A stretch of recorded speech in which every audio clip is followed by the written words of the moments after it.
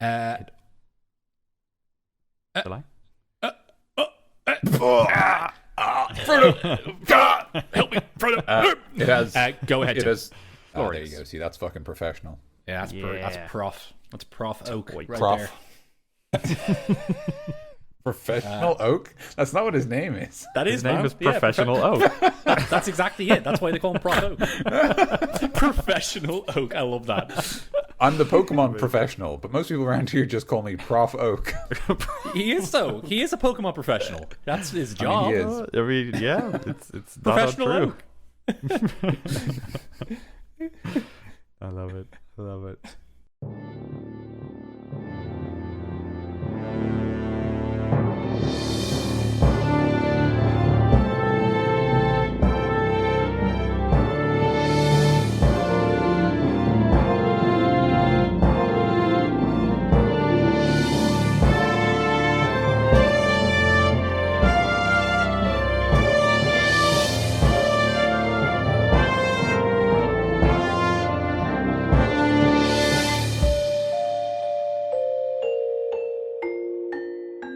Hello and welcome to Creature Club, a weekly podcast where three of us DMs in the D&D world go through a couple different topics. And today is a special topic.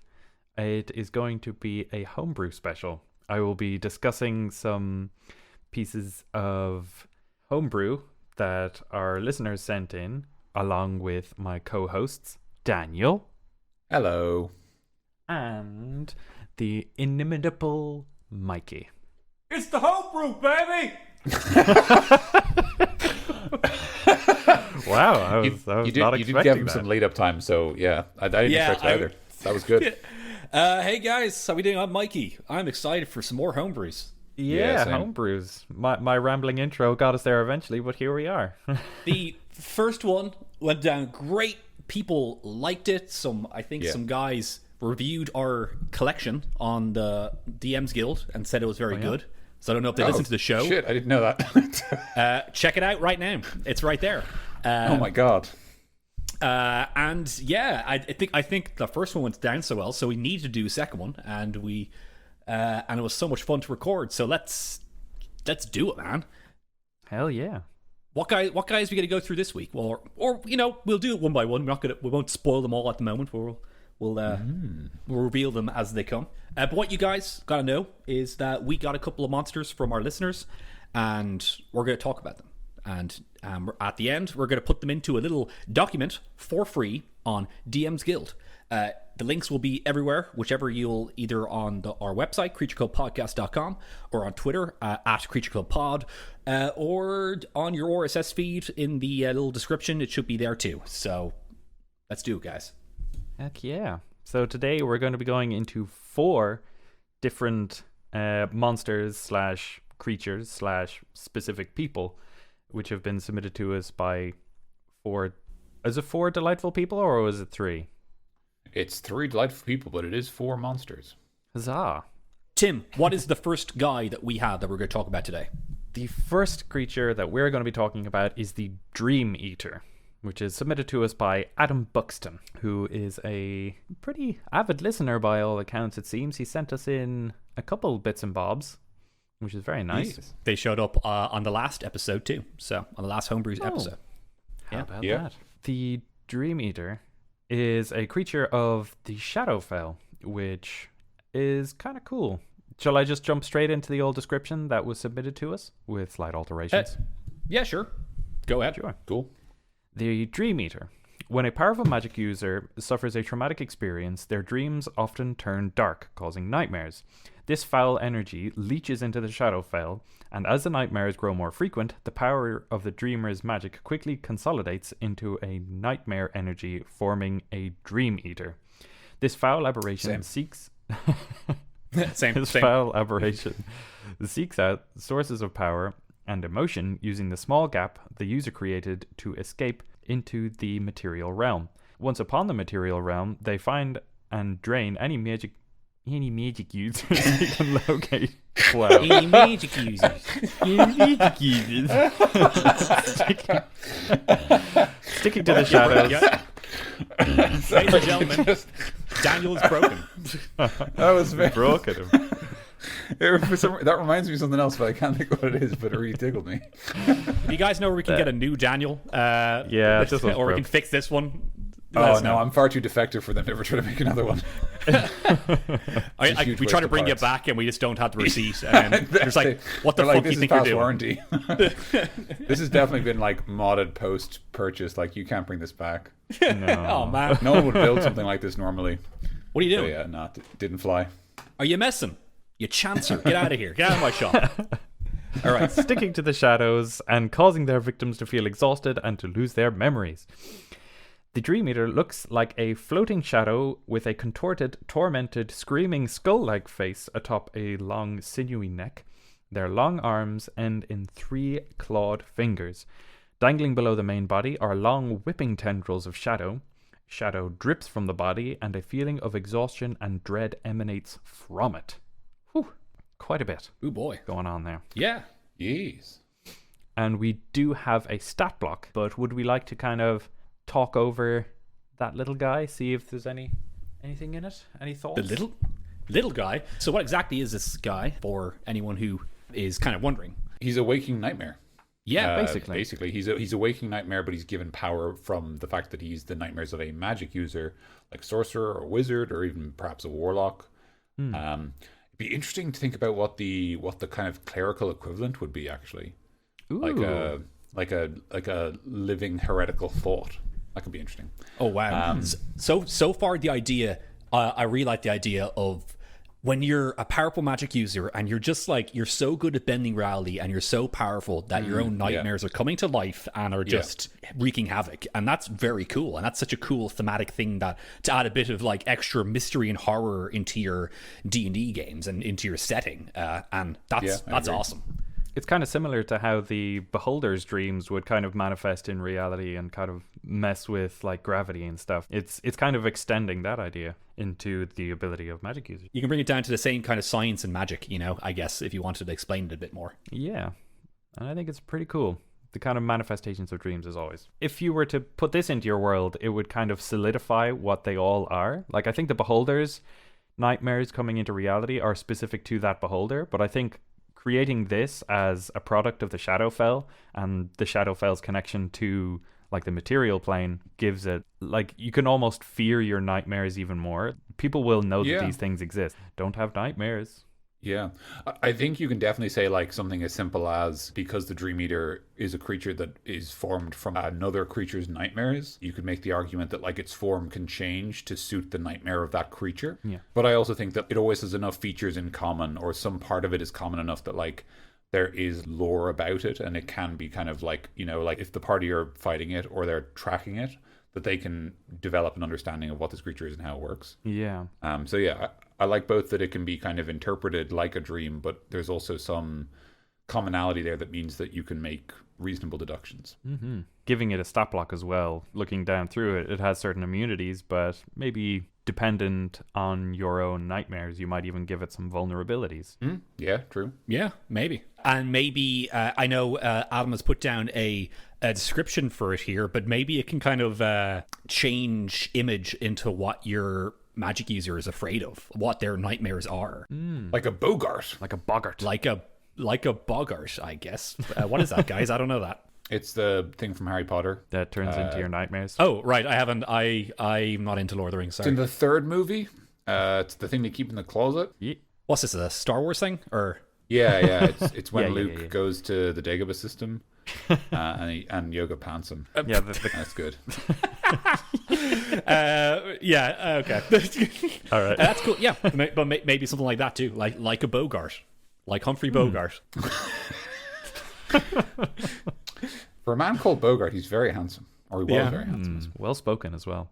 All right, cool. Yes. So Adam has left us a little design note here, but we're going to go through the block first, I guess, before we say that there. So I guess I'll read this out, Tim, to give you a short little break from reading there. We got the Dream Eater. It's a large aberration, chaotic evil. Armor class of 17, natural armor. Hit points 133, and that's 14d10s plus 56, and a speed of 0, but has a fly speed of 40. It has a strength of 21, a dex of 20, constitution 19, intelligence 13, wisdom 17, charisma 18. It's got some saving throws. Dex plus 9, wisdom plus 7, charisma plus 8. Skills, perception plus 7, stealth plus 9. Damage immunities, poison, psychic, bludgeoning, slashing, and piercing damage from non-magical weapons. Ooh. And condition immunities, charmed, exhaustion, frightened, grappled, paralyzed, petrified, poisoned, prone, and restrained. Is that similar to ghosts and specters and stuff? A ghost, yeah. The condition immunities are ghosts. Charmed, exhaustion, frightened, grappled, paralyzed, petrified, poisoned, prone, and restrained. I think all spectral creatures have that or something very similar. And obviously because it has immunity to the poison condition, it gets immunity to the poison damage because it's not real. Although it is unique, and I guess this makes sense because it is a high challenge creature. It doesn't have resistance to non-magic weapons. It has immunity to non-magic weapons. Yeah. Right. He's got true sight 120 feet and a passive perception of 17. And languages, it just knows all languages and has telepathy of 120 feet. Challenge rating of 10, and that's 590 experience points. The languages all. That's kind of cool. I like that, yeah. Agreed. I guess maybe because if a powerful magic user, after a while, like when you're a wizard, you just kind of know all the languages, or you have a spell that can do that already.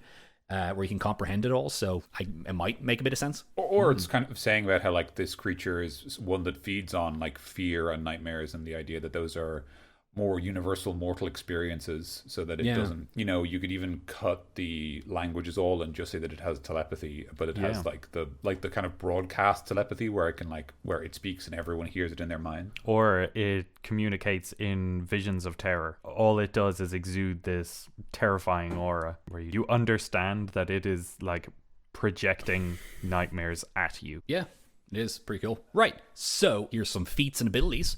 Legendary resistance 2 a day. If the Dream Eater fails a saving throw, it can choose a seed instead. That's a great thing to just put on a lot of boss monsters, I think. It just totally. If you want to make your monster or just boss a good kind of epic boss fight, throw that on. Legendary resistance, I've always liked putting that for my guys.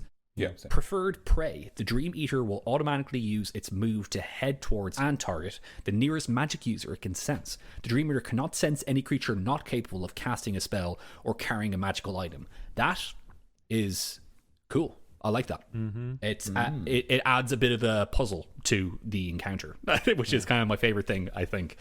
Yeah. Also, you can kind of fuck with those. Like if you have two wizards that activate Expeditious Retreat, and then one of them stays 35 feet away and then runs a little bit, and the other one gets 30 feet away, and then they just yo-yo him, like getting one of them gets closer, then the other one gets closer on either side of him, and he's just zigzagging, like going back and forward. That would just pranks. It's like a bully circle, except it's a single line. A bully line. It's a stretch. A bully, but a bully line. In my head, it was conga line of death. I really like that it's a rule that makes it easier to run the monster. Yeah. Like it's just like it always targets somebody who is a magic user. Cool. All right. Yeah. What's that? You're not a party exclusively of fighters and rogues? I have some terrible news. Yeah. Yeah, that's the thing. Actually, real quick, if you have a party of just fighters and rogues, then don't. You'd use this guy, I guess. No, if you have a party of fighters and rogues, you have the fucking best party ever. Like you do. It's like you come across a slightly too wide ledge that you can't jump across. Like, what do? We get out our carpentry tools. We take 3 weeks to build a bridge. It's like, all right. Real talk, though, that would actually be great, where you can just do all your, you come to a door. What do? Oh, I'm gonna lockpick it, or you can't. Oh, you break your lockpick in there instead of just a wizard like knock spell. All right, we're through, and then Oh, sorry. Also, the barbarian doesn't have magic. We could turn invisible. Do you think key is magic? Actually, I think it says somewhere that key is functionally magic. Yeah. for the purposes of spell resistance and stuff like that. Like if a creature is immune to magic, it's immune to ki, although I could be wrong.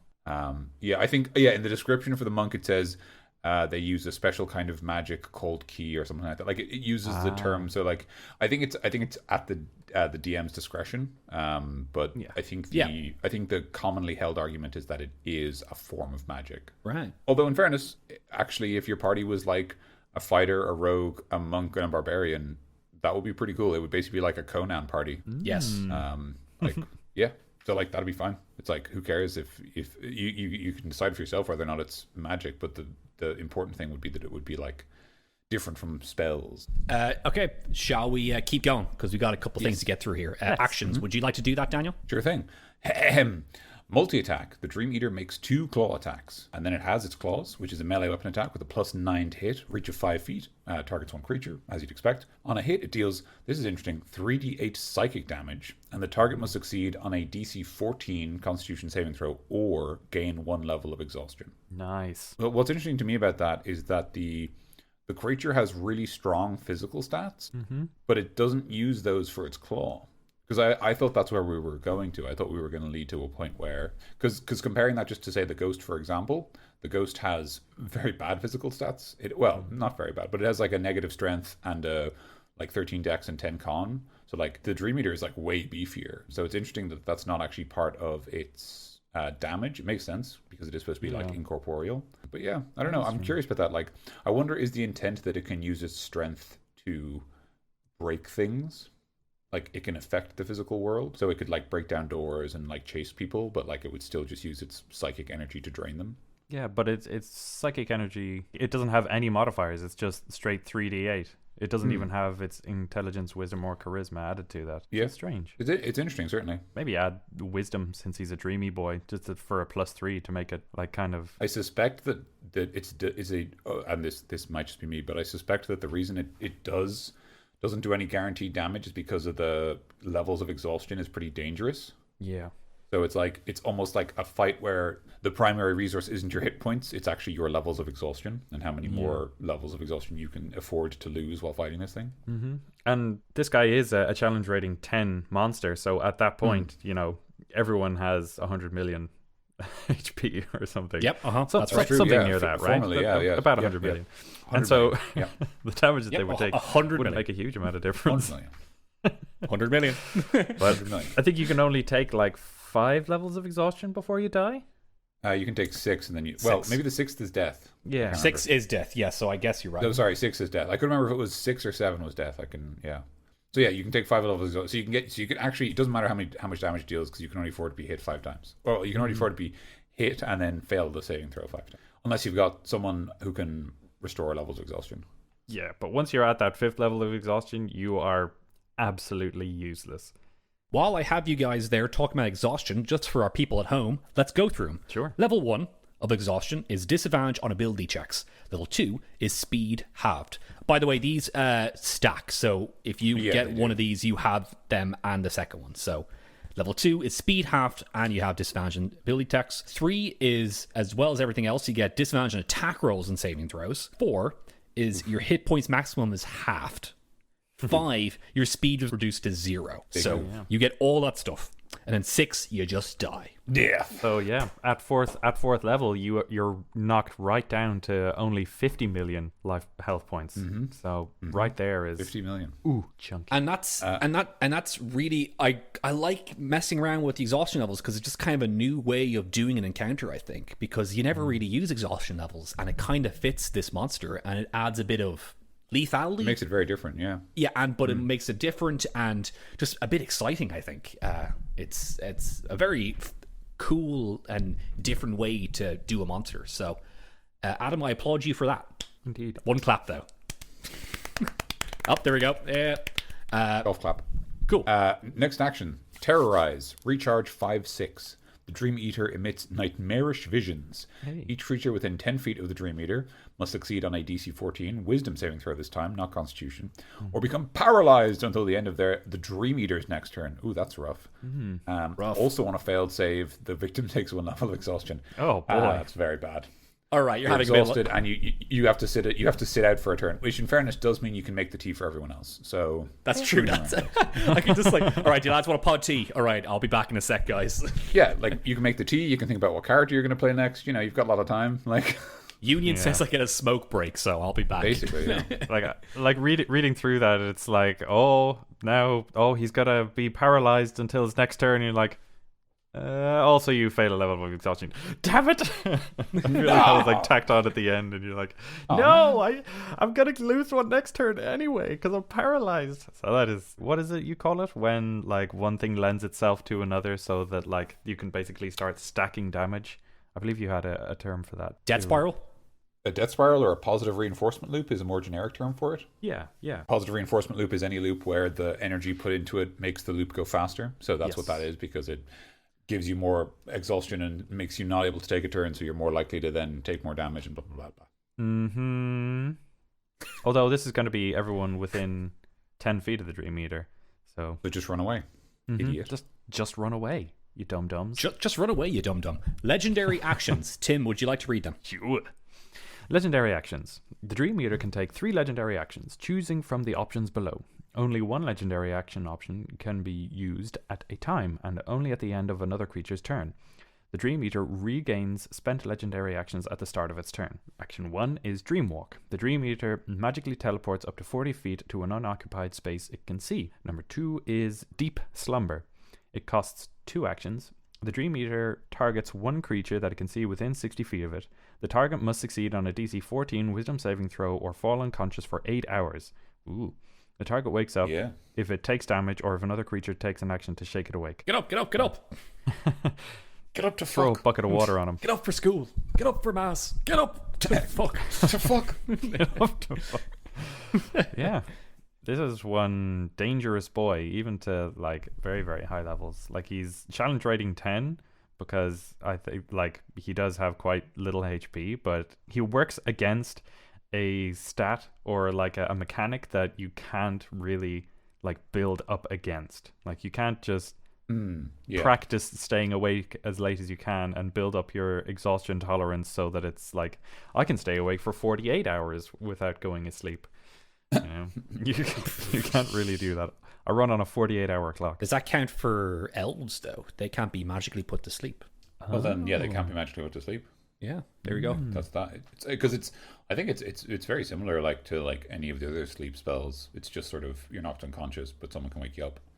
But I like it because it's thematically it's thematically fitting, and also scary. And also, I really like the fact that the wording of deep slumber means that the Dream Eater can put someone into a deep slumber and then terrorize them.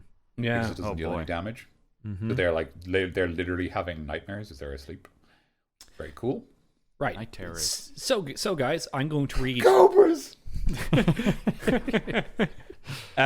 going to read this. First of all, just read a little design note, I guess, that Adam has written down for this. I recently used this in a game. The exhaustion levels are terrifying to the players, and the fighters, and etc., without magic, were struggling to understand why they were being ignored. I introduced it due to the party wizard taking the Haunted One background. Use the teleport ability to get away from large groups of PCs and continue to pursue the magic users. Yeah, the exhaustion levels seem pretty scary. If I was fighting this guy, then I'll be terrified by just losing exhaustion levels, to be honest with you, because it's kind of a scary way to kill me. It's just like it's a literal countdown after that. You know? I really like this guy. I think he's a super I think he's a great example of a boss that has a really straightforward plan, and that's immediately obvious to anyone who looks at the stat block. Like, doesn't deal a lot of damage. It's here to exhaust everyone, and all of its abilities make it better at exhausting people and ignoring the fact that it will only go after magic users by like teleporting. It's also got a better speed because it can fly, and even the sort of. But even something simple as like it can't detect creatures, not capable of casting a spell or carrying a magic item. I really like that because that sort of means that I just really like the notion that like the Dream Eater could show up if the party are in town and it would ignore everyone else and it would go after the party because they're covered in magical shite and the wizard is there and everything. So like the normal people of the town are invisible to this thing, and like You could even have, if you felt like being fucking really nasty, you could even have it say that like it's difficult for non-magical people to even perceive the Dream Eater. Like it's constantly like slightly obscured or whatever. Like it's almost like on the corner of their vision and they can't ever quite make it out unless they focus. So that it's like, what's going on? To really emphasize that like nightmare feel of like something's wrong and no one else seems to understand. Yeah. Cool. Yeah. So the Dream Eater is very cool. And I like it too. It's a lethal boss. It's cool flavor-wise and just how it's made. Actually, first of all, before I finish up, I like the way it has telepathy, because during the fight you can actually make it just kind of whisper nightmarish things in your brain, and that can just add a bit of eeriness to the encounter. So that's another way to do it. But yeah, very cool monster. I really like it. Use it. I think it's built up to be some sort of a boss for like a level 10 kind of party, maybe, I guess, or even lower than that. So using it at the end of a campaign or an adventure at some point. But yeah, use it. It's cool. Shall we move on to the next one? Yeah, before we do, I just want to say I really think that the Dream Eater and the way that part of its stat block says that it just goes after the closest magic user would mean that it would be really, really interesting to incorporate it into a three-way fight where the party are being attacked by someone else, like maybe someone more normal, like a group of just kind of enemy like thugs or whatever, right? But maybe they have a magic user amongst their ranks, and then just this thing shows up during the fight, right? Okay. And sort of like acts as a third faction, so like both sides are like, what is this thing, what is it doing? But like, yeah, because it doesn't really like specify friend or foe, it's just kind of this like hungry energy that it would be like, that would be very fun actually, where it's kind of maybe like your Star Wolf-esque rival party comes in, and you guys meet in this nowhere town in arson of nowhere that has no magic in it, and you guys like, what are you doing here? What are you doing here? I'm gonna fight you. Then you guys beat each other up, and then this thing just shows up because I guess you guys were hurling magic at each other, you know? Oh yeah, that'd be so cool. Like you're fighting in this like you're doing like the classic like fight in this like one horse town, and one of you like tumbles through a graveyard, and this thing just wakes up from like a mausoleum, and it's like, what did you do? it's like in Dragon Ball where Piccolo was fighting Android 17, and then Cell senses the power levels and flies over to them, and then finds Android 17 before absorbing him. Sorry, spoilers. Oh yeah, spoilers. I guess for fucking really old series, the Android saga. Yeah. So it's awesome. I would love to talk more about it, but I think we have more to get onto. So for the next one, shall we do our little guy, the Puffling?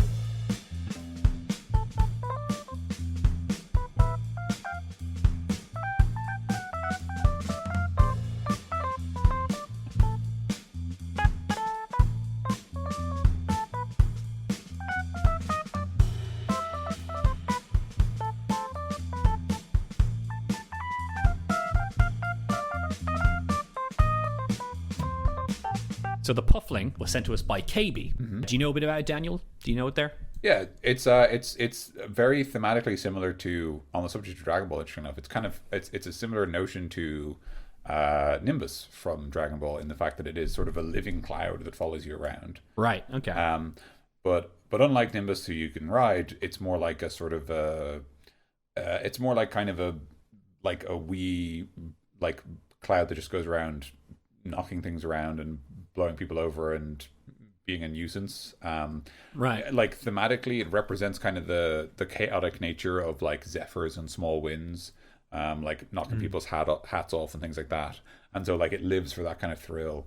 But it suggests in the description provided by Kaybee, and the stat block certainly suits it, that it would be an excellent familiar for something like for any kind of magic user, for like a wizard or a sorcerer, or maybe even a Pact of the Tome or Pact of the Chain warlock. Yeah, kind of like for an archfey. That'll be very fun. So far, if you're going to kind of have I guess, inverted commas, encounter with this thing, I kind of picture like in the vein of like maybe like fairies, because I remember actually, Daniel, you did an encounter with us with a furbolg who was getting harassed by a couple of, was it fairies or imps or something like that? Yeah, it was it was fake creatures. It was fake creatures of some kind, and he was just being harassed. He's like, what are you guys doing? Get away, stop stealing me stuff. He's wrecking my house. And then it wasn't really much of a fight, but it was kind of more, we had to like, smack him on the nose and say, don't do that kind of thing, or scare them off or something. Scare them off, because it wasn't really like, and I think even one of you like was like, can I just like, make an intimidation check to like get rid of them? And I was like, well, that makes sense. Like, yeah, because they like, this isn't a fight to the death. It's like trickster creatures are pulling up his cabbages cabbages and stuff like that, and he's like, feck off, I need to eat those. My cabbages. My cabbages. So yeah, that exact idea of like a fight with this thing would be much more about like, I feel like if you wanted to have a fight with a puffling, a really good thing to do would be just have it that you need an object of some kind, like there's something you're after, and like it's just toying with you because it's fun. So it keeps like blowing it out of the way, or like pushing it off like ledges and like, you know, into gutters and stuff like that. Like, you know, like that notion of like it's seeing it as playtime, like it's like a puppy. Yeah. And you're like, fucking, I need that orb to stop the necromancer. Like, I don't have time for this. Yeah, that's pretty cool. So how about we just hop into it and read what's written down here that Kaybee has provided for us. I'll do the flavor here. I'll read the introduction. You guys can do the stat block. Go first. Cool. Pufflings, chaotic tricksters. Pufflings are incorrigible tricksters. They spend their days floating around, blowing people out of the windows and off rooftops. Wow. Ouch. Grim. Grim. Watching harm come to other beings is their chiefest delight. However, they do not seek to maximize the damage. As beings of elemental air, Pufflings believe that order and stability are to be avoided at all costs. Anything stacked must be knocked over. Anything sorted must be rearranged. That's like a cat, you know? That's It's just a cat, really. Yeah, that's just a cat. Provocateurs from the plane of air. During wars on the elemental plane of air, Pufflings fly into battle, disrupting soldiers from both sides. They do not fight for glory or to affect the course of battle in one way or another, but for sheer joy of chaos. I guess, yeah, that's semantically correct for them. Helpful familiars. A Puffling, given enough space to enact their chaotic desires, can be served as a surprisingly helpful familiar to the attentive mage, willing to expend the effort. Pufflings help reach books on high shelves and can be sent off to deliver messages, blowing a sealed envelope along a light zephyr to its destination. That's actually a fun little image there.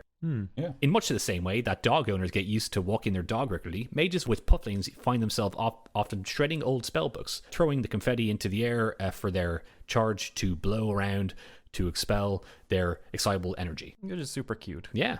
I like that imagery a lot. It's very, very playful and very sweet, and you don't get that kind of stuff very often in D&D. I guess you don't, yeah. So it's very pleasant. What I like about it is that there's a very strong argument to be made that like the Pufflings are the kind of creatures that are everywhere, and just they're so hard to notice because they're small, windy creatures that just like knock things over, and they're just a little bit like naughty, and so people just attribute it to the wind. Yeah. So yeah, that's kind of cool. I like that like the way they're written and the way that like they're described, you're like, it's almost like you could imagine that they would just be part of the world in a very natural way.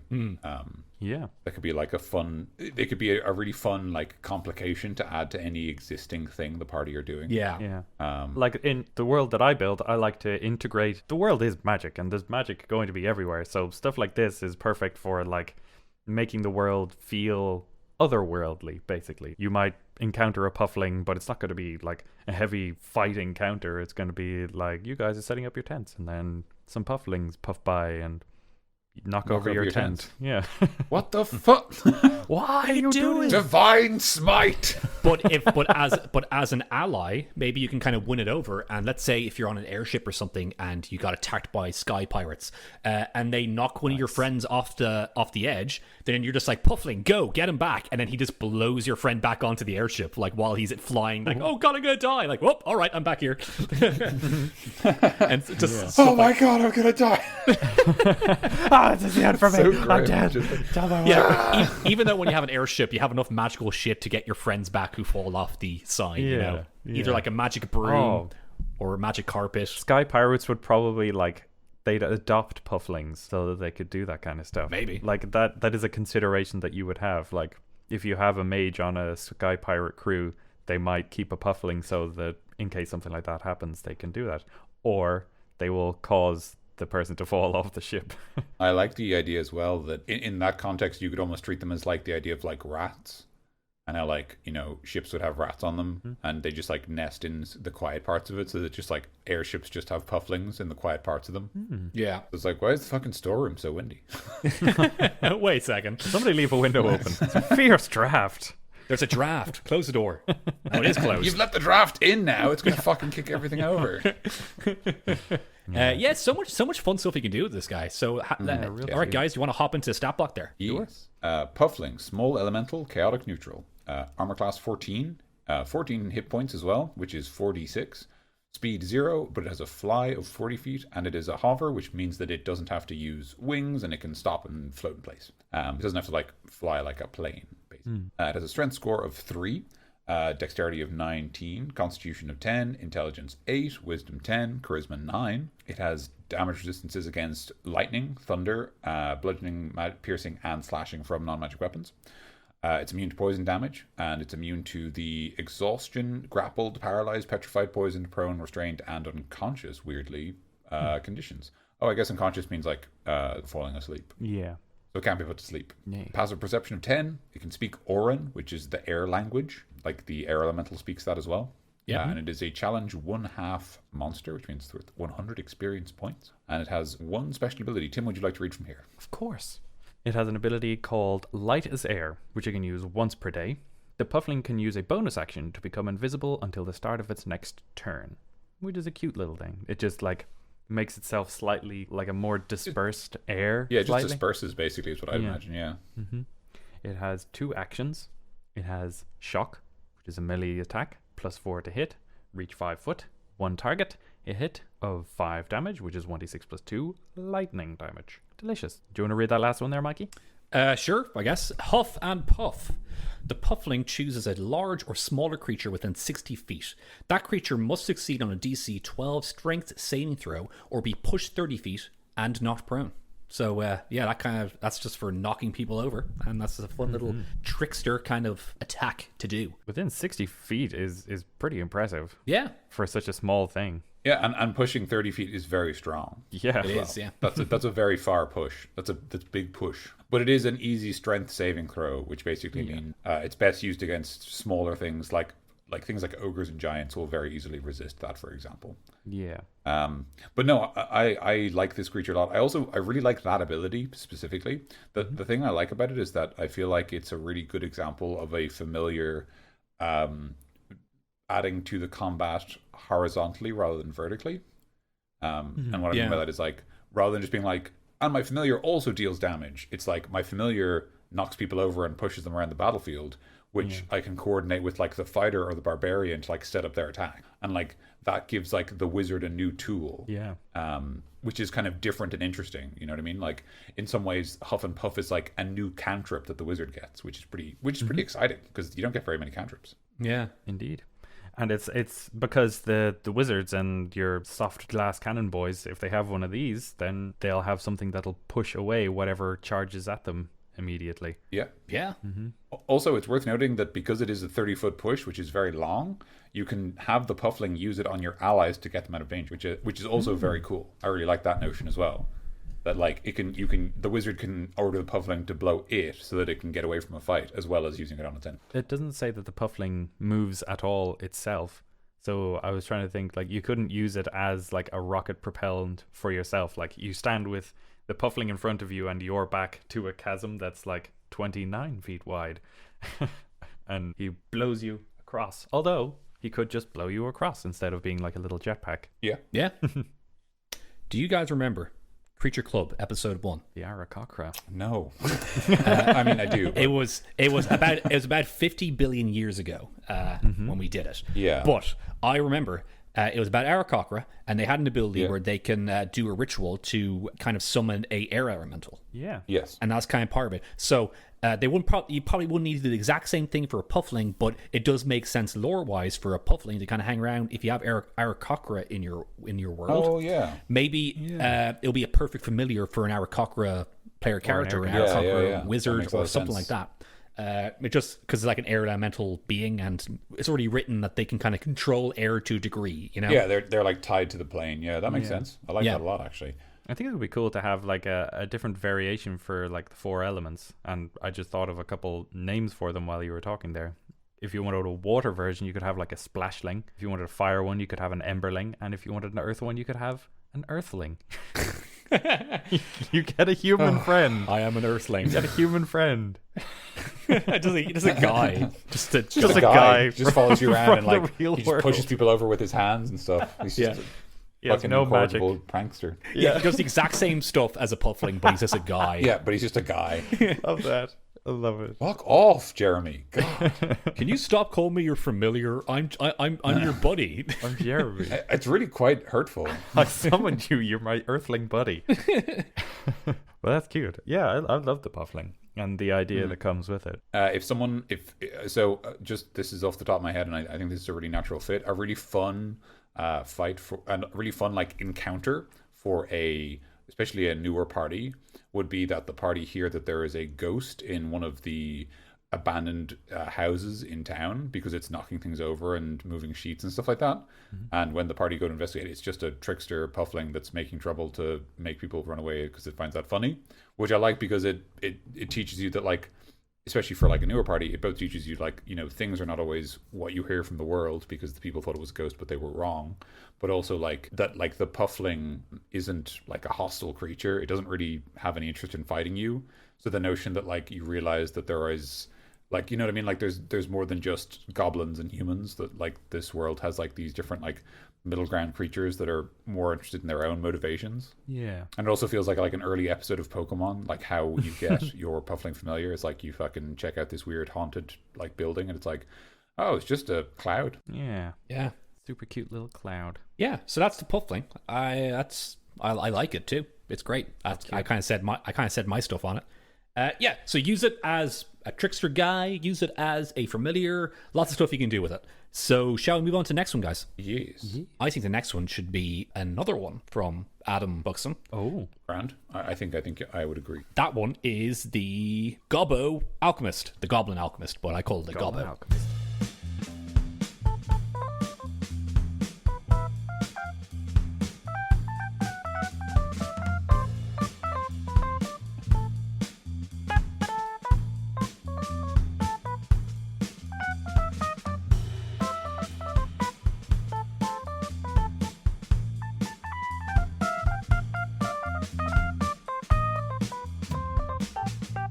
You guys got it up there? Yeah. And I have the brief description we have. It's a goblin who is an alchemist. There you go. Wait, slow down. Slow down. Hang on.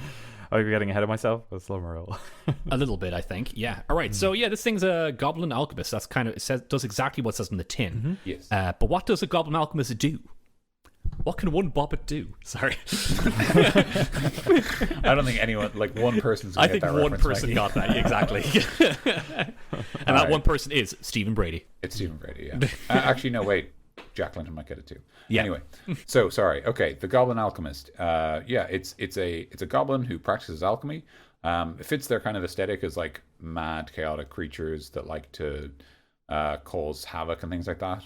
Mm-hmm. So yeah, we don't have much or need much in the way of a description. It's just another tool for your goblin toolbox. I fucking love goblins. They might be my favorite monster. Same. Goblins are great. They are really good. They're great because they're both legitimately like a threat, but also they are deeply, deeply comedic. Yes.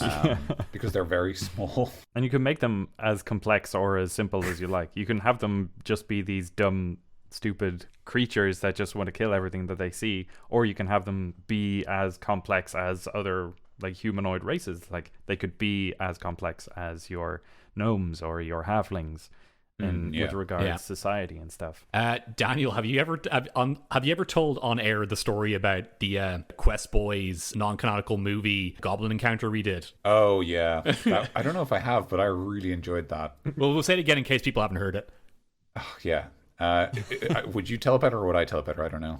Okay, well, so basically we were playing Quest Boys was a big long campaign that we did a while back, and we finished it up, and I guess we kind of just did a one-shot, myself and friends Jack Clinton and Stephen Brady. Me and Jack played our old characters from Quest Boys in just kind of just a one-shot, just like we didn't want to make it into a big story. We just kind of wanted to play the characters again, and Stephen joined us as a new character. So we were like level 8 or 9 or something like that. Yes. High level. Yeah. And then we were going down a road, and then there was like a goblin toll booth where a big kind of like fort was like a makeshift like little fort made up of goblins was there, and the goblin comes out with a book and just like, you pay now or you can't pass, or we'll send out Grog, the big thing, to defeat you, something like that. Yeah, basically. And then my character Marco, who's just so jaded with this kind of stuff, I just like basically. I have so much money and I'm a druid, I don't even need money. I was like, all right, and I just put in like 10 gold, and he just looked like, is that enough? And like, more, and then Yeah, you like you if I recall correctly, the exact line was like you said, okay, I like throw 2 gold in the bucket. How much gold's in there? And I go, now 2 gold. yeah. And then like after that, I just look at the other guys and I'm just like, I think we should defeat these Yeah. things. This is not a good thing to It was have. It was like you and Jack were playing your old character. So like your character Marco the Druid is like, he's like, I don't want to live a violent life anymore. Like I'm doing this as a favor. Yeah. And like, Varys is kind of like just doesn't really care about stuff like this. And then like you're with Steven's character, like this paladin who's like heard tales of you guys, the Lions of Linus, and like what you did and like how you fought in the siege, and you're just like so jaded, you like don't want to deal with it. He's like, I think we should take this down. This is an illegal toll. Like he's just like he's like the only reasonable member of the party, and you're just like fine. And like you guys just like cut through this goblin guy like, in like 2 rounds. I was like, all right, send out. So funny. Send out your guy, and that's why goblins could be so funny for high level parties. Just like all right, let's just beat them up, because goblins are should be a problem in your world, but for the high level like player characters, it's just something very funny about using them for that. Like, oh, goblins, a hilarious inconvenience. Exactly. Oh, I guess we're still not above goblins. We still have to do goblins now. Yeah. Great. So. The Goblin Alchemist. Yes. Okay, Goblin Alchemist. Small humanoid, goblinoid. Neutral evil. Armor class 14 from studded leather armor. Hit points 3d6, which means anywhere between 3 and 18, which would be an average of 10, I think. 10. Speed 30 feet. Strength 8. Dexterity 14. Constitution 10. Intelligence 11. Wisdom 10. Charisma 8. It has 2 skills. Stealth plus 6, which is quite good. That means I think it has expertise in stealth. That's cool. And alchemist tools plus 6, which means it also has expertise in alchemist tools. So even though this is a relatively low level monster, it is actually a pretty talented alchemist, which even on its own is an interesting quest hook for the party. Senses dark vision 60 feet per goblin standard issue, and a passive perception of 10, which I think goblins actually might normally have a lower wisdom. Although it makes sense that a creature that works with alchemist tools would be a little more perceptive, because if they weren't, they would be a very exploded goblin. Language is common in Goblin, as we'd expect. Challenges, it's a 1/2 challenge monster, like the Puffling, which means it is worth 100 experience points. Who would win in a fight, the Puffling or the Goblin? The Puffling, probably. Who has the highest power level? Both. Puffling has a little more health, and can deal a bit more damage, and can fly. Is this a Goblin Alchemist with prep time or without prep time? No, it's just a naked Goblin Alchemist. Okay, yeah, got it. Caught by surprise. Yeah.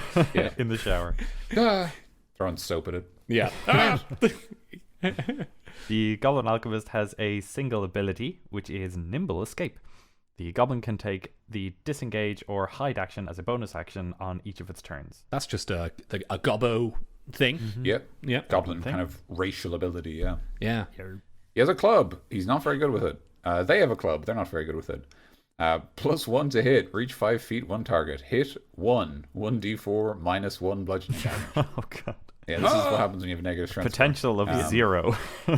Literally a potential of 0 damage, yeah. Alchemist's Fire is its next ability, which it can use 1d12 of per day. A ranged weapon attack, +4 to hit. Range 20 with a 60 long range. 1 target. Hit. The target is covered in flaming adhesive and takes 2, 1d4, fire damage at the start of each of its turns. A creature can end this damage by using its action to make a DC 10 dexterity check to extinguish the flames. It also has an acid vial attack, 1d6 per day. A ranged weapon attack, +4 to hit, range 20-60, and 1 target. Hit is 7, 2d6. Acid damage. When an opponent is hit with the acid vial, randomly determine a single metal object carried by the target. It receives a single point of damage and takes a -1 penalty to attack or AC as required. This modifier increases by 1 at the end of each of the target's turns. If the penalty reaches -3, the item is permanently destroyed. The acid can be removed safely with a successful DC 14 Alchemist's check, or removed by wiping the item. If the, if the Sorry, check has that's just failed. very like you can Yeah. use like your stupid alchemist abilities, or just wipe it off, man. Yeah. If the check- Remember, you can use a rag to remove oil. If the check is failed or the acid is wiped away, the target receives a further 1d6 acid damage. If passed, the acid is removed safely without further effect. The penalty modifiers remain on the item until it can be repaired. So that's very cool. Alchemist boy. Yeah, so Alchemist Fire and Acid Vial are kind of two of the classic Alchemist attacks if you're using an Alchemist monster. Yeah. But how about this? How about we up that challenge rating a bit and think outside the box here, in our old Creature Club fashion? All right. What other kind of Alchemist potion kind of attacks can we do? Do you guys have any ideas? So the most knowledgeable thing I have to offer about alchemists is that back in the day, most of them were trying to build the Philosopher's Stone, which they wanted to, and basically turn things into gold. And one of the things that they found was quite potent and had quite a lot of potential was cat pee. So maybe this Goblin Alchemist can throw cat pee at your players. Here's the thing. Tim, you're fired. Yeah. Tim always tries to Very bring good, very cat good. pee into a conversation with us. You know? If the conversation goes towards alchemy and I can bring up cat pee, that's where I'm going. No, guys, seriously, there's a lot of of alchemical. evidence It has a lot of cat pee interesting is- properties. Yeah, I was just thinking like throwing, another Cat bomb at it. But sure, cat pee, that'll be fine. Throw that. Okay, but what does the cat bee do aside from be like a bad thing to happen? It smells bad. Our careers are over, Tim, you guys. are We're fired. abandon ship. This podcast, quick, get out of here. Sell the podcast before they realize that it doesn't work. It's not worth anything. We had a good run. Okay, so this might be slightly traditional, but I'll just bring up two. These two are like kind of more traditional alchemy items that are part of the sort of D&D lore. So firstly, Tanglefoot bags. Those are like bags full of like kind of adhesive and glue and like sticky threads. It's kind of like a web in a bag, and so you throw it somewhere and it erupts and it traps people under it, or it sticks them to the ground and they can't move. That would be very handy for this creature, and especially because we already know it has fire and acid, we could have the Tanglefoot bag react to those two. So for example, if you are already affected by the Tanglefoot bag, you upgraded the damage dice of the Alchemist Fire to a d6 or maybe even a d8. But maybe the acid vial also melts through the Tanglefoot bag, so there's kind of a timing issue there for the goblin. The other one is Thunderstones. Thunderstones are like, they don't evolve your Pikachus, unfortunately. But instead what they do is they're more like flashbangs. So like you throw them somewhere and they smash, and as they smash, they make like a thunderous sound. And the big thing that used to do, if I recall correctly, and what we could bring into it now, is that basically it like flashbangs, which doesn't necessarily hurt anyone, but it can break the concentration of wizards. So to add to the goblin's repertoire, you could have, as a bonus action, it can throw a Thunderstone. And the Thunderstone doesn't deal any damage, but it causes, like, say, any magic users within 10 or 15 feet to have to make a concentration check on any spells they're casting, which is just a nice way to interact with magic a bit. Yeah. Maybe a cloud of poison, a cloud of like darkness that it can throw. Because I'm just picturing like your toll booth encounter, Daniel, where you got a couple of grunt goblins, but let's say on the top of the little barricade they made, there's just the goblin alchemist just like behind the wall, just tossing over these potions. You're like, what the hell? Who's throwing that? Like, Stop. stop it. And like, I guess taking a spell, like an attack spell, and putting it into a potion and kind of recontextualizing it like that might be a bit of fun. So yeah. Maybe they've ground up some like elements of some sort into a kind of a powder that like emits a particular type of gas, and if you like throw it at one of the players, they have to make a dexterity saving throw, or they accidentally breathe it in, and then it like chokes them, and they get disadvantage on any attacks because they're like hacking and coughing and trying to breathe, but every time they breathe in, it's like they breathe in whatever this substance is reacting to. So they're like poisoned by it, or is it more like pepper spray and they're like bleh? Kind of. It's more like they've had their breath taken away, kind of thing. Like I get you. The stuff is reacting inside their mouth or on their person, and it's emitting this gas, which is making it difficult to breathe. I had to come up with something that wasn't cat pee. Yeah, you didn't want to be known as the cat pee guy for your entire life. What if Not my entire life, just a small section. What if like what if he made like super potions for his goblin grunts, where if They get 50 HP back.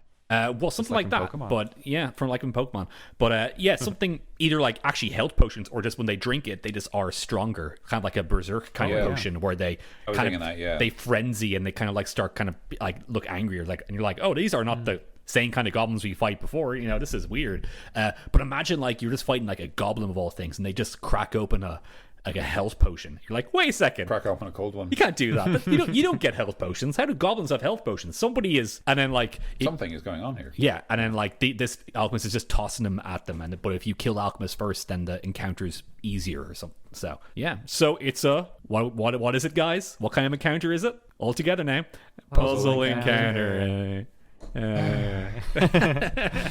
Let's try that again. Just to talk about what you said about the idea of it being a frenzy potion. So like, yeah, frenzy potion would be like, you could say like, oh, they get like reckless attack, so like they can attack with advantage, but attacks against them have advantage. But also maybe just like a potion that like turns a goblin into like an ogre, into an ogre, or like a troll, or like another kind of other similar monster. And just the idea that, like, and obviously the idea is like it's a mutated goblin, but just take the troll or ogre stat block for the purposes of not having to fucking rewrite the whole thing. Yeah. So just the idea that like they drink it and they're like, it's just big boy. Yeah, that'd be very cool. Yeah. Or just like a polymorph potion, where you kind of maybe have like a D12 table of what it turns into, and add a bit of like a random factor to it, where he turns into a shark. Oh crap, he's on land. That's cool. Like yeah, that's good. I like that. Yeah, just like the idea that it's unreliable. Yeah, I like that a lot. I came up with an idea for an encounter where some goblins would have a shaman leader, and the shaman leader would have like a ceremonial like fire pit. And during the encounter, it would order one of the goblins to leap into the fire pit. And by doing so, the goblin would transform into like a fire, like a magmin or some other kind of low-level fire elemental. And just because one notion I had from that I want to carry over this, because obviously there's a similar idea of like, you know, the goblin alchemist has a potion. So like rather than the shaman ordering one of them into the fire pit to transform, the goblin shaman like holds out the potion and expects one of the goblins to take it. And one thing I really liked was the idea that the two other goblins like very quickly play like a game of rock, paper, scissors to find out who has to do it. Just the idea of them going like, bah, bah, bah, ah! And one of them has to go over and like drink the potion. They've got like a really resigned look on their face. All right. Excellent. Goblins are great, man. Goblins They're are so great. fucking good. Use goblins. They're so flexible. And use the goblin alchemist. So yeah, goblin alchemist is a goblin alchemist. Kind of does exactly what's in the tin, but you know, there's room for a lot of cool stuff and encounters you can do with them. So consider putting an alchemist into your goblin team. Yeah, and there's even questions like, you know, where did this goblin learn alchemy? Like, is there a larger structure at play, or is it a savant? And like, they're pretty good. They've got like a +6 with alchemy tools, like, and they can make these weapons. Like, is it worth trying to capture and recruit the goblin? Like, you know, there's like they're cool. They're with a newer party, they can just be something that spices up an encounter with goblins. But for like a more experienced party, or even for someone looking for something a little different, they can be used to add questions and add opportunities into encounters. Yeah, Delightful. excellent stuff. Great, well done, guys. Well done. We did the goblin alchemist. I think we got time for one more, guys. Shall we do one more? We do. I think so. And we've got the big boy, the big banana. That's it, guys. Last one, the big banana. You guys, This is one that I submitted. all right. So it says right here that it is a big banana, Medium banana. from the plane of banana, Medium bananoid. where everyone's nice one. Got him. All right, guys. Yeah, we got a big banana for you here from our listener, Christopher Stewart, our boy on Twitter. Yep. It's Holdro the Red, Who we've had for a long time. Yes. Lurking in the folder. Yeah, Holdro has been biding their time, waiting for the right moment to strike. And this is kind of like a villain squad suggestion. Yeah, basically. We're just going to use the stat block for today, I guess, and maybe talk about a little bit of the stuff we have here.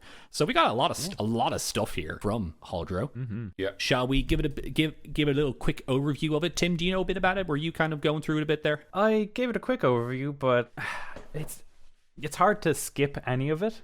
I'll just read through the full detailed description as quickly as I can. There's not too much there in the full description. Yeah. So read the full detailed description. Sure. Holdro the Red is the hobgoblin warlord of the Legion Erdrig.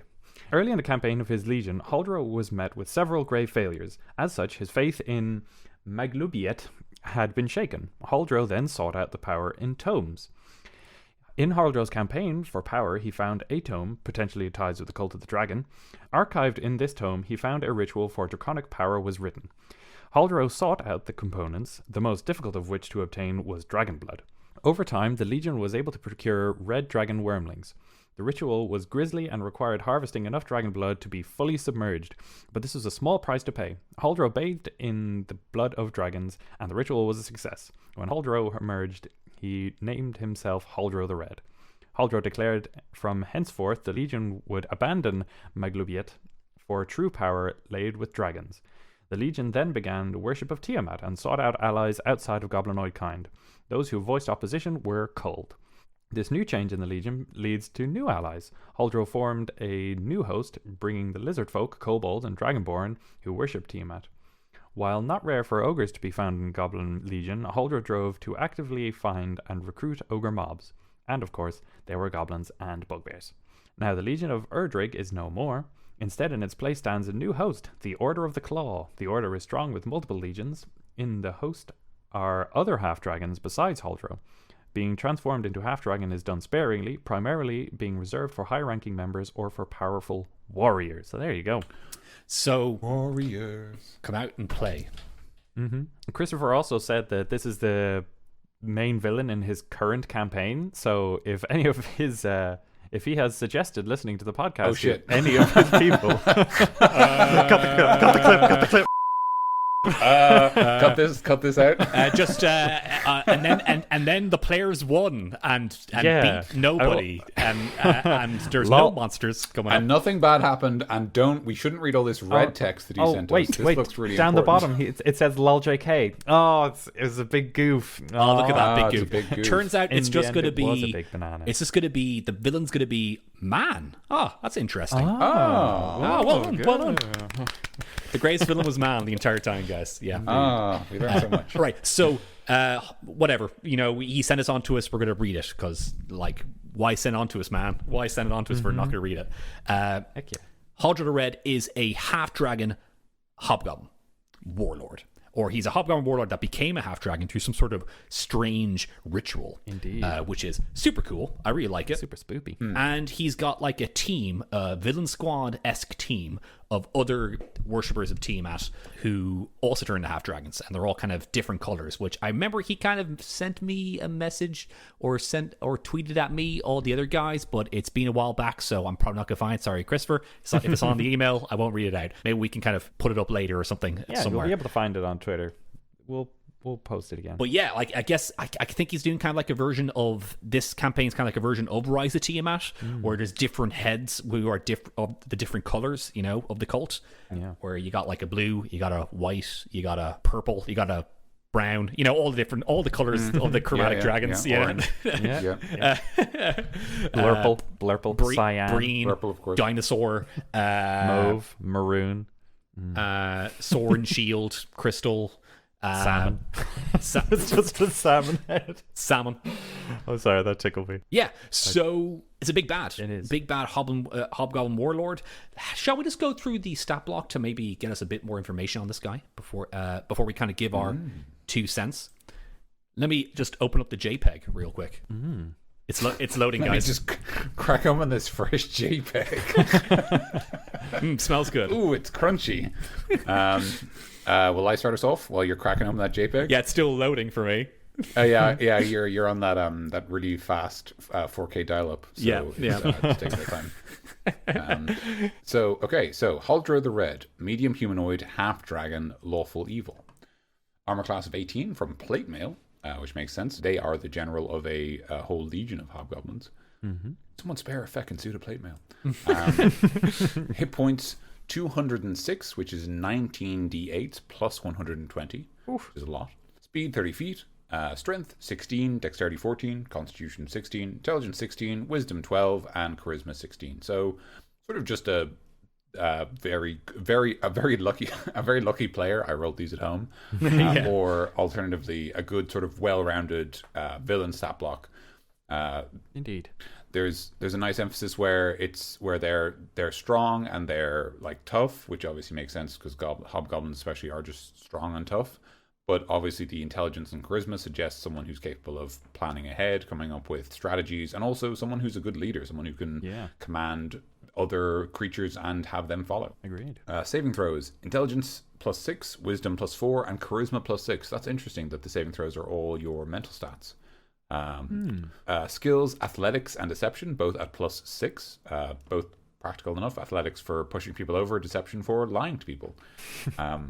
Just like a bully. Damage resistances: fire. That makes sense. It is Holdro is now a half red dragon. Fire.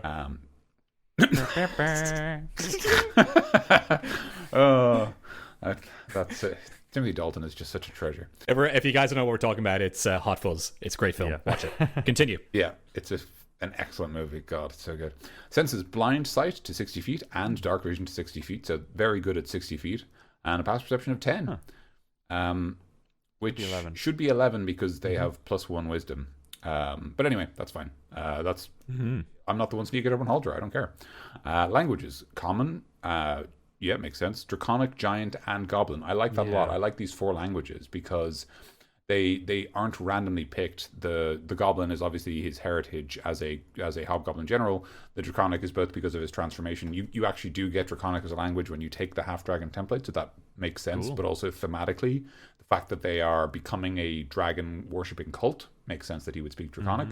And of course, ogres speak Giant, so needing that language to negotiate with them is very appropriate. So I really like this. This is a nice bit of very thematic language selection that fits in with everything we know about Holdro. Absolutely. And and they're a challenge 8 monster. I'm gonna guess, because we got this email in October, and that it's a challenge 8 monster, and that the last that I'm gonna say that they probably have fought Holdro by now. Yeah. My instinct says that anyway, because Holdro's not such a high level that like you would have to get to them, like, you know what I mean, like as in if Holdro was challenge rating like 15, I'd be like, oh, maybe we should. It's gonna be an awkward session, I think, where Christopher's gonna show up and he's like, Holdro Red shows up, and all of his players are like, how do you know? We listen to Creature Club. Creature Club, my only weakness. What was I thinking? Now I hate that podcast. Damn it, I hate you. I will curse Creature Club for all eternity for ruining my game.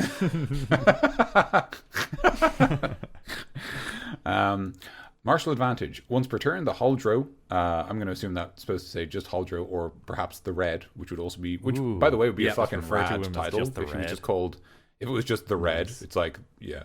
Actually, just very briefly, that would be a great way for the other hobgoblins to talk about Holdro.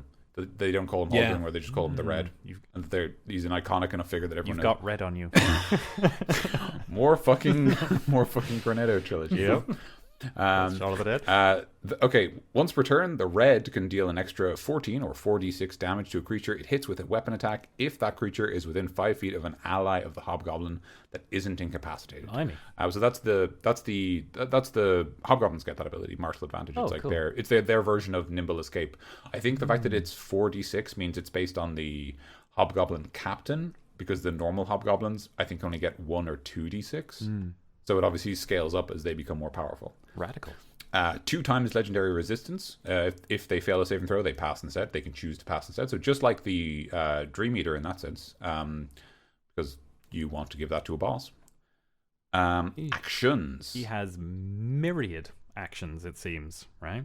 Yes. I shall read into them. Multi-attack. The Hobgoblin, or the Red, makes 3 melee attacks. Alternatively, it can make 2 ranged attacks with its javelins. Longsword.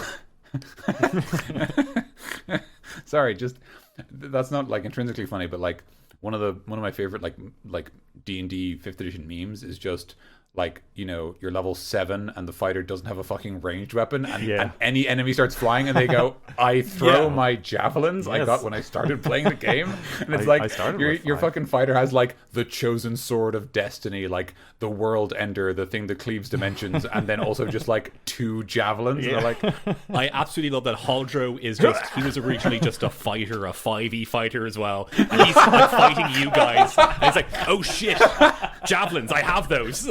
I still have my javelins. Oh my god, that's perfect. That's amazing. Yeah, that's perfect. I use my javelins. Do you have javelins? Yeah, they came with my. I started the game with them. I never used them. Yeah. Oh, okay, sure. Yeah, you can throw a javelin at them. Oh, I fucking love javelins. He has his longsword attack, melee weapon attack, plus 11 to hit, reach 5 feet. That's good. 1 target. A hit is 8, or 1d8 plus 4, slashing damage, or 9, or 1d10 plus 4, slashing damage if used with 2 hands. My goodness, it's versatile. Yes. My goodness. Correct. He has a javelin, or 2. Melee or ranged weapon attack, plus 10 to hit, reach 5 feet, or range 30 to 120 feet. 1 target, hit 6, or 1d6 plus 3, piercing damage. My god, he's so diverse. Slashing. Oh, he has both types of slashing or piercing. Does he have any bludgeoning, I wonder? No. As an Well, I guess you could headbutt them. he could punch them. Yeah, just 1 bludgeoning Dragon damage. punch. Cool. There's no stopping this guy. Yeah, we tried to fight Holdro and he just kept dragon punch. everybody. It was really weird. Well, it's happening again. No, stop it. Next action he can take is leadership. Recharges after a short or long rest. It might be better suited in abilities, but here we go. For 1 minute, the hobgoblin can utter a special command or warning whenever a non-hostile creature that it can see within 30 feet of it makes an attack roll or a saving throw. The creature can add a d8 to its roll, provided it can hear and understand the hobgoblin, or the red. A creature can benefit from only 1 leadership die at a time. This effect ends if the hobgoblin is incapacitated. That sounds like bardic inspiration to me. That's leadership is actually a power that some NPCs have. I think the knight, the NPC knight, the challenge 5 NPC has it. But what's interesting about this one is it's way stronger. So the one the knight has, so it's basically it's bardic inspiration. You can use a dice and add it whenever you make an attack roll or saving throw. But it's simplified just down to they can just use it whenever, because it's just simpler that way. But this one, so the knight has a D4, whereas Holdro gets a D8, which is very powerful. Hefty. Like, yeah, absolutely. So it effectively means that, like, what I actually really like about it as an ability is that it is really powerful. Yeah. Very dangerous. But what it actually does, design-wise, is it just lets hobgoblins stay relevant. Because hobgoblins are a low challenge monster, and by the time you're fighting Holdro and his goons, you're probably going to be about level 10. So this ability just means goblins are still going to hit you because they get an extra d8, which means they're very likely to do so. But without that d8, they'll probably just miss a lot of the time. So all it actually does is make them relevant, which is kind of cool. But his hobgoblins are going to get a bit of that good old-fashioned fanaticism damage. Oh, yeah. Because they're, that's a joke. Once again, only one person will get in the audience. So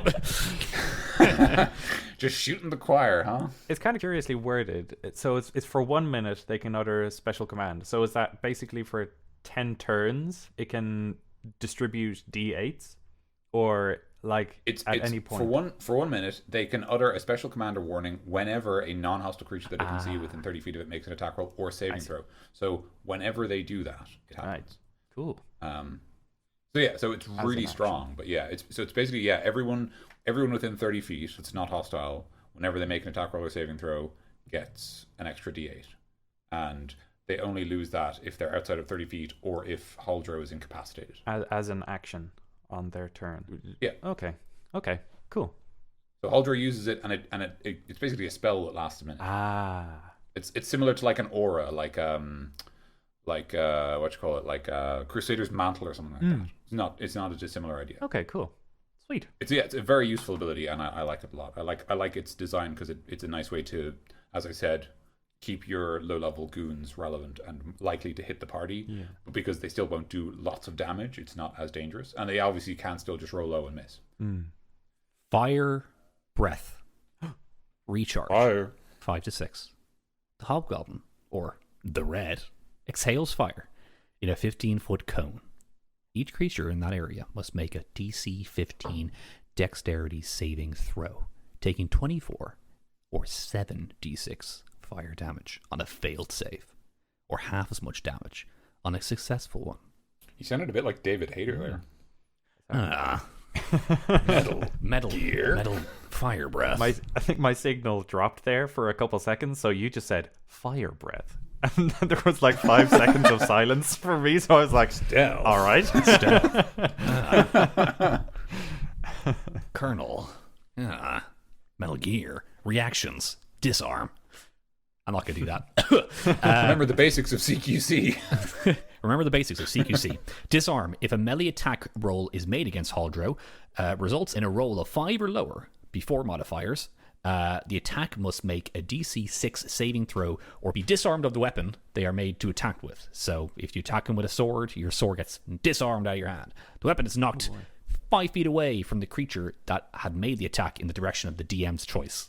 So it can be, on the ground, or it can be in the air. Or it can be in your friend. In your own. Or it can be in Holdro Square.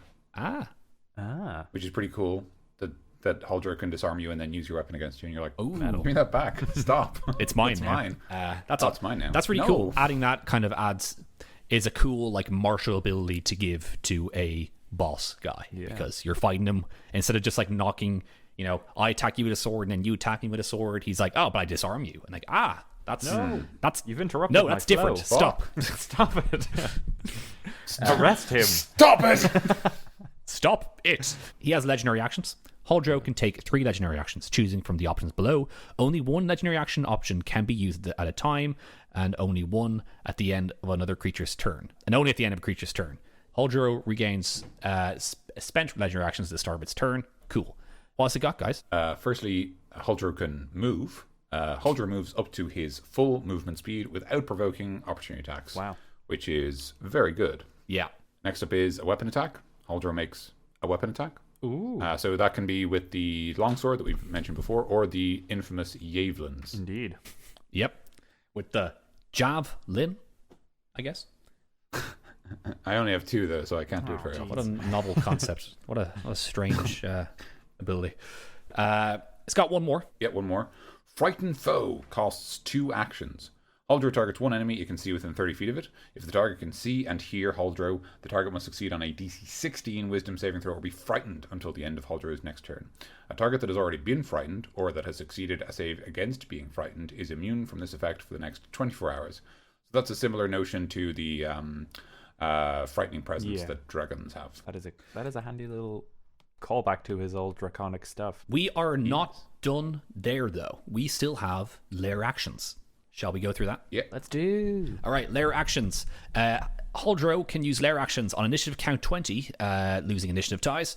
The Anarch can take a lair action to cause one of the following effects. The Anarch can't use the same effects 2 rounds in a row. So if you're in Holdro's lair, this stuff happens. If Holdro is less than half of his total HP, his breath attack recharges and he makes a breath attack. Oof. Ouch. So that is... Do you know what that's a reference to, Mikey? I don't. What is it? Oh, I thought you would. It's 4th edition dragons. When 4th edition dragons got bloodied, they got their breath back. Oh, man. I didn't know that. Cool. But yeah, there you go. I probably used it at one point because I used a 4th edition dragon. Yeah. Number 2, if the ritual pool is intact and an ally is within 5 feet of it, Holdro can command the ally to jump in, and Holdro chants the command words for a ritual, and the creature in the pool gains the red half dragon template. Holy shit. So cool. Boy. That is very, very cool. He just gains superpowered boys during the Although fight. you are going to have to do some fucking math to be like, shit, he has fire resistance now. Hang on. Yes. What's his challenge rating? What kind of dice does his breath do? Give me a minute. Maybe do that maths before the Ahead of encounter. time. Yeah, before you guys it's not like oh god, what is it again? And that's how you defeat the DM, by just wrecking his brain with maths. Making him use the stuff that he wrote. Yeah. No. Number 3, Holdro shouts out calling for reinforcements. Your choice of the following enters is there to assist him. I don't know why that's so funny to me. It's just like, and door number 2, it's one ogre. It's like the Price is Right. Yeah, let's see what we got behind. The action can only be used twice a day, so use it wisely. You can control animals. Oh god, I knew that was fucking coming. I knew it. Yeah, sorry. Once every 5 years. All right, the list is 1 ogre, 2 bugbears, 2 red guard drakes, 4 hobgoblins without shields, AC 16, 4 wargs or 8 goblins. 9 That's a lot of flunks. half-dragon goblins. 1 red dragon. 10 goblin men. 17 time-traveling wizards. And last but not least, 20, and I count The fighting 20 man. twig blights. Ooh. Yeah, that stuff I said is on. Sorry, guys. Just messing. Just Yeah, messing. then the 8 goblins. Yeah, that is a whole boy. That is an entire chap. Right. So, Yep. Holdro the Red, we have a lot of stuff on this guy. So, Christopher Stewart has sent us in this monster and he knows what he's in for. We're gonna do the Creature Club thing where we just take the monster and stretch him, Eat it. eat him, spit him out, and make him a thing that make him different from what he is before. So how would Creature Club use this guy in our game? I think with the specifics that he has, he's pretty well rounded already. But I think we can give him a couple twists and turns. What were you gonna say, Daniel? I was going to say, there's a lot of different things you can do with Holdro the Red. You could kind of go for like I like the idea of kind of making Holdro the Red, that like Holdro is originally called the Red because they're a red half-dragon, but then they become known as the Red because of like their obsession with blood. Yeah. Because one of the notions here is that they use the blood of red dragons to transform. And I'm thinking like, hey, you know what else has blood curse and magically transforms? Werewolves. So like, what if they were like, hey, you know what else is really strong? Werewolves. Let's manipulate that curse so that our soldiers are even more powerful. So instead of going for the goblinoids, go for the dragon folk and the lichen folk, basically. Basically, yeah. So like Holdro the Red would be a medium humanoid, goblinoid, half dragon, lycanthrope. Try saying that 3 times real quick. Like just the notion of like that Holdro is someone who pursues advantages wherever they lie, and like has found that like the power of blood like gives them an advantage. I like the idea of like, in the same way that this is actually because I came up with this idea today when I was at work. I was thinking about, you know, the way in JoJo's Bizarre Adventure Part 4, there's a whole plot point where there's a character, DC will know this, there's a character who has like an arrow, and the arrow, if you're hit with it, it either kills you or gives you magic powers. And like they're just going around randomly attacking people with the arrow. So like a lot of people are dying and a lot more are ending up with very powerful magical abilities. I was thinking about the same idea but for lycanthropy. So like that someone is going around with like arrows marked with the blood of lycanthrope, so that like when you get hit, you either like die or you become like a werewolf. So I like the idea that perhaps we do like a duality where like the most powerful warriors in Holdro's army are like half dragons, but then like their weaker soldiers are put through like the trial of the wolf, where like they are, you know, infected with the curse of lycanthropy, and if they can survive it and control it, then they can stay in the army. But like it means that like they become much more dangerous and powerful creatures, but a lot of them just die because it's such a like it's a, you know, a curse that has a very high chance of like whatever, like destroying your body if you get it or whatever. Do you think that they might use all the different kinds of lycanthropy, like the werebears, the wereboars, the wererats, The werecats. I think they might avoid werebears because they're neutral good, and one of the ideas of the curse of lycanthropy is that like it pushes you towards that creature's alignment. So like they would want to focus on evil alignments, because I'm assuming they are evil. Boars and whatnot. But with that exception, so the boars, the rats, the wolves. Yeah, I think and then that's whatever it. you I can think the come cat up is with neutral. yourself, because like just think animal. I'm just thinking about the idea of like I like this thing, and I'm like, what would be a weird twist? And I'm like, well, like rather than Holdro becoming obsessed with dragons, just like Holdro becomes obsessed with like blood and blood's power. So like Holdro starts collecting lycanthropes, and then Holdro starts like hunting sorcerers because sorcerers have magic in their blood. So he starts hunting like sorcerers and turning them into like magical batteries that he can give himself magic. Yeah. So like leeching power from them and stuff like that. That's cool. I feel Holdro needs like a second form, like a dragon form. Ooh. Like a Super Saiyan power up where he's stronger and he has a couple more dragon abilities. Ultra Instinct Holdro. Yeah. Ultra Instant Shaggy. Yeah, and maybe like that. Maybe he grows wings and flies around and is just a bit stronger. Like I think that'd be a bit of crack, a bit of fun there, lads. You know, nothing, just messing here, just spitballing ideas. Maybe instead of the tomes to do with the blood magic stuff, he falls into conjuration or like summoning stuff. So he starts to build his own army as opposed to expanding his influence. He starts to just quietly build stuff like in the Ashen Wastes or whatever, you know, like somewhere really far away from all other civilizations that nobody ever goes to because it's the Ashen Wastes. Why would you ever go there? It's like the place that like constantly diverts your attention away from it. Like you try to look at it and there is something there, but you don't want to look at it because it's the Ashen Wastes. And so he goes there and starts to just build his own little army out of conjured elementals or constructs or stuff like that. And basically he becomes a wizard and nobody pays him any attention. But then he's suddenly a big threat. How rude. I mean, good for him if they don't pay him any attention, because I'd imagine that like something like that would take a lot of energy to produce any kind of feasible threat to the rest of the world. But if there's no like, I felt a great vibration in the Falls, if there's nobody who can like sense the magic in the world, then you know you could get away with anything out there. I think that would be a cool way to go about it. And is this guy trying to raise Tiamat? I'm assuming. Possibly. Doesn't mention anywhere.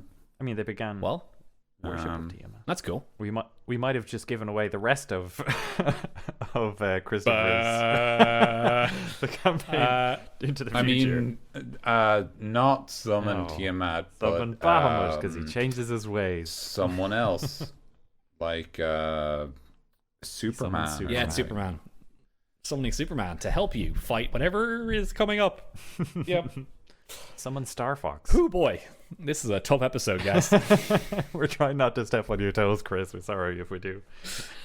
Yeah. But yeah, I like the idea that you could go like lycanthropy and maybe also incorporate like, you could go full 90, right? You could say Holdro became a half dragon but mastered both the blood of dragons and the blood of werewolves, so the curse of lycanthropy and the power of the dragons, but in doing so basically like destroyed the world. And now the like players are like exploring this like apocalyptic wasteland long after the Legion has destroyed everything but fallen to its own curse.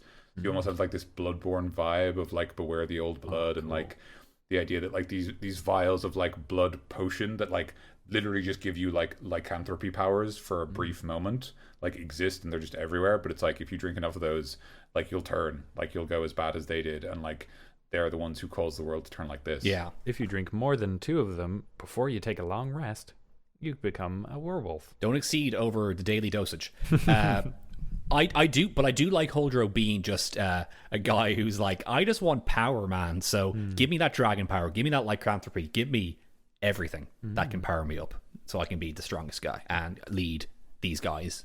Who are these guys? Goblinoids, dragonoids. Because I like the way if he does become like that, he can lead like anything, you know, because he just has the power. I have the power over dragons, so now dragonoids are under me. And if I'm a werewolf, then werewolves and other lycanthropes. What? How do you say that? Lycanthropes. They're under me too. So you know, throw some like giant blood in me. That'll be great. That'll be very cool. Yeah. Gets giant blood, leads his army into the elemental planes and conquers the city of Brass, so that he has genies and elementals under his control. Yeah. Invade the 9 hells and conquer one of the archdevils, so that they have like devil legions. Oh boy. He's on the kind of Vecna path, isn't he?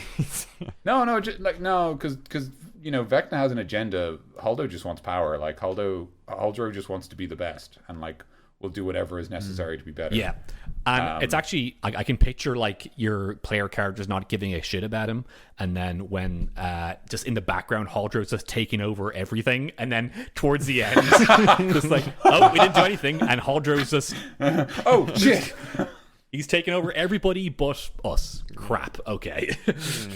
Like your adventure is linear, so you never like go back to where you came from, and Holdro is just building up behind you.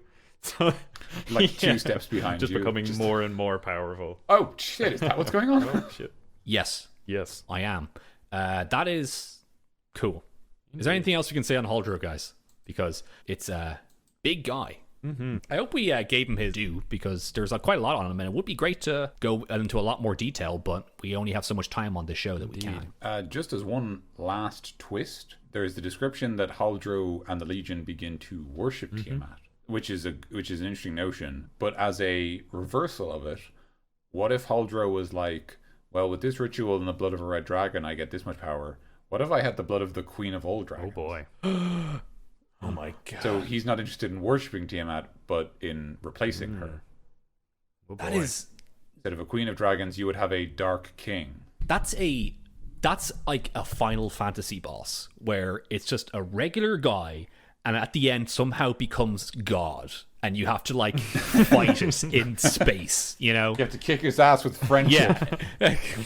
I'm gonna shove friendship right up your butt, buddy. Come here. And that's like, he does worship Tiamat, but what if he just somehow became Tiamat somehow? I don't know. It's just a ruse. Like, his Legion worships Tiamat, but he doesn't. Yeah. Like, it's all a reversal to use as much of Tiamat's power as possible, and then eventually replacing her. And if he is doing Rise of Tiamat, or like a version of it, or kind of like a reconstruction of it, maybe that ritual at the end when they're trying to raise Tiamat, maybe it's kind of like a weird ritual where he's actually trying to merge with Tiamat, or like take Tiamat's power. Yeah, like he found in his tomes, in these ancient tomes that he found some way of altering it. Like, he saw something that these other mages didn't see, and he made the little twist that made him become as powerful or more powerful than Tiamat. That would be a much more compelling boss than Tiamat, because imagine because you know who they are, and this Holdro guy who's been messing you over for the entire game, and you've heard his name, and he's been growing with you, and at the end he just gets the power of a god, and you're like, oh crap, this is a god we're in front of, and it's fucking Holdro of all people that we know. Like, as an extension of that notion, I really like the idea that in that story, right, you like, as far as the players are aware, Holdro's plan is to summon Tiamat. Yeah. To like just get power from it, and I really like the idea that like they go after something like they go get a weapon that's called like, you know, it doesn't matter what it's called. Maybe it's called like Ragnarok or something, and it's just like, it's known as like the weapon that makes gods bleed. Yeah. And then like when they actually go to fight Holdro, he disarms them of it and then uses it against Tiamat himself. Yeah.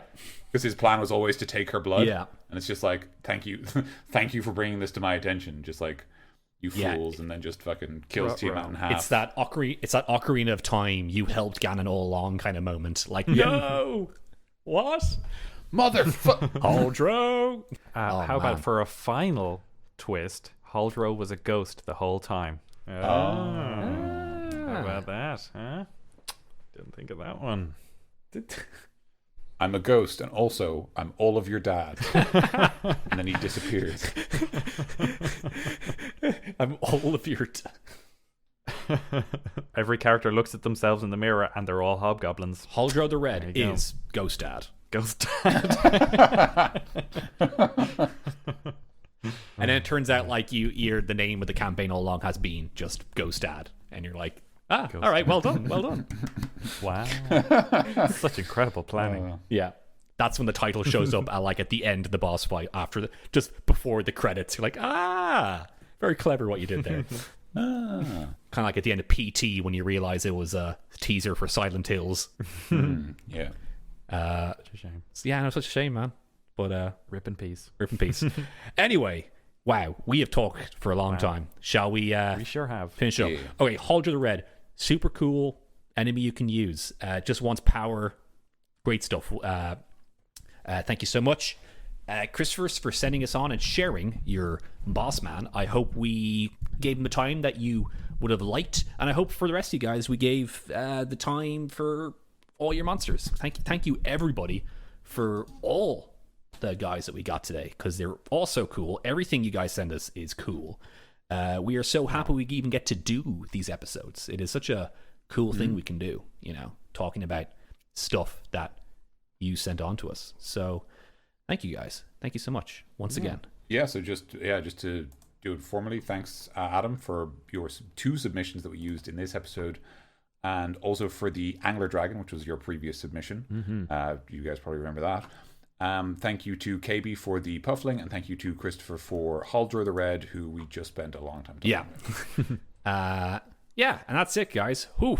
All right, time to take the old podcasting gloves off. Yeah, and let's just kick it back, and we'll take it real now. We'll this is an unscripted spin the chair around, sit on it backwards. Unscripted Creature Club. We got nothing. We're not going off the script now. We're just gonna go like anything goes. Whatever.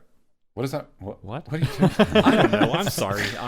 Can we end the episode? No, we can't. I think it's worth mentioning our previous collection that is up on DM's Guild, which will probably be up alongside this one, and maybe even another homebrew that we'll do in another episode relatively soon. Hint. So that's Creature Club Volume 2. It will be up when this episode comes out, I'm pretty sure. And if you haven't already listened to the first homebrew episode, which you'll find Creature Club Volume 1, with more monsters like the Angler Dragon that we said, the Dullahan, the Hatchling Kireen, and 2 things from Stephen Brady, the Blightsout, and that's it. No. Josiah Wakai, Josiah Wakai, the Demon Samurai. Yes. Demon Samurai. We plan to do another episode of Homebrew very soon. So if you guys got one, send it on to us. And if you already have sent us on a monster and hasn't showed up in this episode, keep listening, because maybe the next one you might get on. But if you guys haven't already, please go to creatureclubpodcast.com, go to the contact section and send it on right there. You can also go to creatureclubpodcast@gmail.com, send it there. And we're also on Twitter as well, @creatureclubpod. Give us a follow there. Let us know what you think of the monsters there. And talk to us. Just let's get a dialogue going, man. That's really it. We are on iTunes, we're on Spotify, we're on all those places. If you haven't already subscribed to us, please consider doing that. We love doing this show. It is great. And if you like this episode, then please consider listening to more. We have a lot more episodes where that came from. And that is it. That's everything. You could leave a review on iTunes. We read them out. We won't read them out now because this is a weird episode and it's fucking too long already. But we like to read them out, and it lets us know what people like, what they don't like, what we should work on. We got a lot of feedback from people saying do more villain squads. They're like weirdly popular, even though we've only done like 4 or something. So we should probably try to do more of those. But tell us what you like. All right. To substitute that, I could read the 2 reviews of our previous volume of Creature Club collection. All right. Let's read them. There were 2 short reviews. One left on December 5th in 2018 by a guy called Garen J. He said, 5 stars. Gritty art and well thought out monsters. This is a delightful little collection that will only enhance your enjoyment of any encounter building. So thank you very much, Garen J. We have another review from Tilly M, which is another 5-star review, which said, it's short, but the monsters are interesting, and I can easily see how I could fit this into a game. On top of that, it's free. I hope the people behind it make additional volumes with more content. That's not going to happen. Well, Tilly M. That's not happening. They sent that on the 9th of March, so, they're about to get another one. Yeah, that's true. So, you guys who helped make Creature Club Volume 1, there you go. Some people like it. Yeah. So it's absolutely. It's not just us that appreciates your stuff. It is other people as well. Exactly. Yeah. Great. So shall we end it, guys? Let's. Yeah, and right before we end it, I will say, because we're talking about homebrew submissions and creature and the collection and everything, when you send us your homebrew, we will always contact you to double check that you want us to put it in the collection. But you could also add that to the contact when you send it to us initially. Which you don't have to do, but would certainly be handy for us. And also, if you want, this is just something I realized while I was thinking about this and the nice reviews that we got on the last one. If you want to add any of your social media to that, we will add it into the thing while we're writing it. So if you want us to add in, say, like a Twitter handle or whatever, just send it on. We'll chuck it into the document. Yeah, We're making it. Creature Club collection will always be free. We're never going to make any money off it. So do not think we are going to. It's not ours. Yeah, it's not ours. It's Creature Club action. We're always going to release for free. So if you guys want us to release it for free, it's always going to be that. So that's what's going to be done. Yeah. Great. Agreed. All right. Okay, I'm gonna stop now. You guys keep going, but I can't talk. That's all right. anymore. That's fine. Enough. All right, guys. Thank you so much for listening. Next week will be another episode of something. I have been Mikey. I have been Tim. And I've been Stay cool.